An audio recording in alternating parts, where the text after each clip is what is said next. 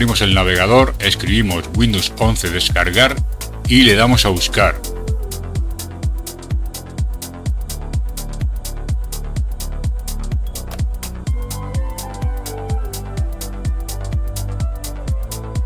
Entramos en la web de Microsoft.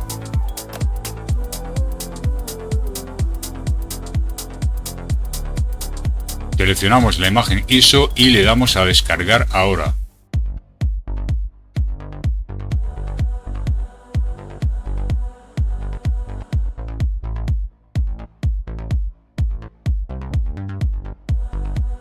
Elegimos el idioma, le damos a confirmar, le damos a descargar y lo guardamos.